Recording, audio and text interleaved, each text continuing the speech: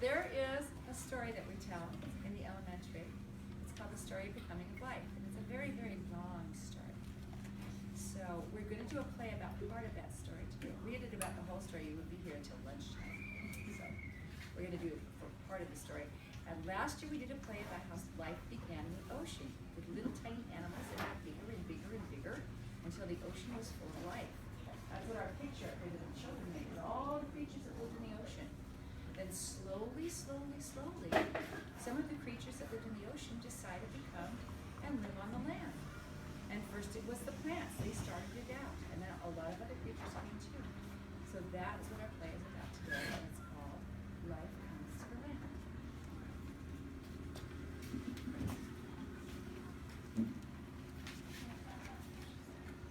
The planet Earth came to life in the ocean. The land rose and grew out of the ocean. It was dry, brown, and empty with no animals or plants. The oceans were full of life. Among these creatures there were some who, instead of eating each other, made their own food from the salt of the sea and the sun. These creatures drifted about in the seas.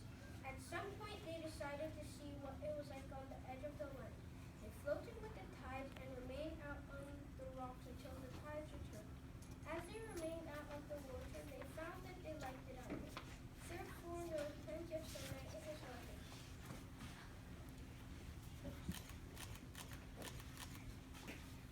We like it on the land, it's warm and nice. When we were in the water, we were cold as ice. We'll live on the rocks and we'll grow and grow. We'll live with our friends so we can say hello. We'll turn the rocks to soil so that others can thrive. We've come to the land and we are alive. We're glad to be out, that puddle was a bore. I wonder why we didn't think of this before.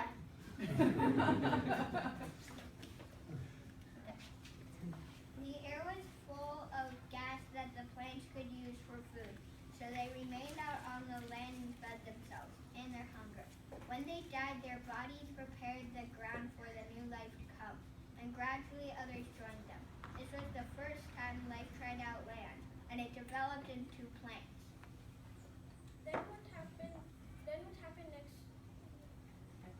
At the same time, something else happened. A new kind of creature, new kind of animal appeared. It was a strange new creature with a rod inside.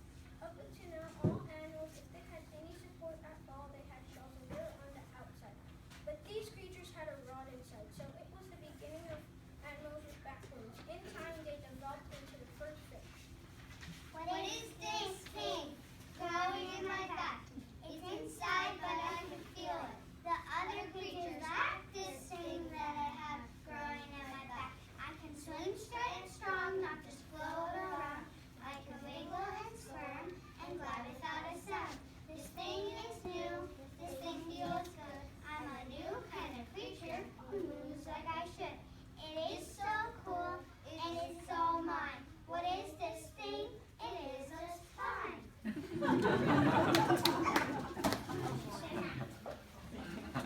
Eventually, another form of life came to the land, along with the plants. The insects came to see how life would be there. They liked it there and tried many new things that had never been tried before, like flying.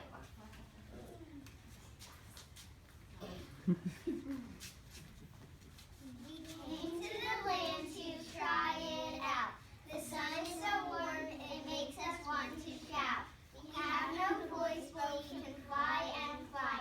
We see the earth becoming as we watch it from the sky.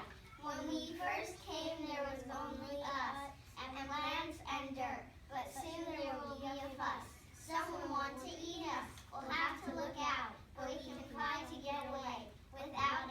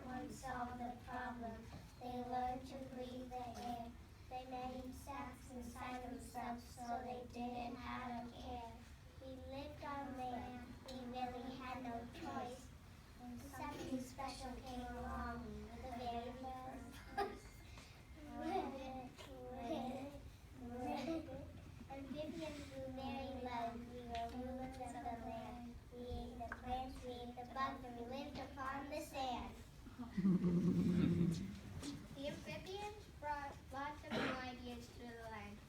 The fins used for swimming became useless, so they changed them into legs to walk on land. Wasn't that clever? What happened next? The amphibians enjoyed life on land. The plants were growing fast and in great varieties. There were also insects around. Some of them were huge. There was plenty to eat.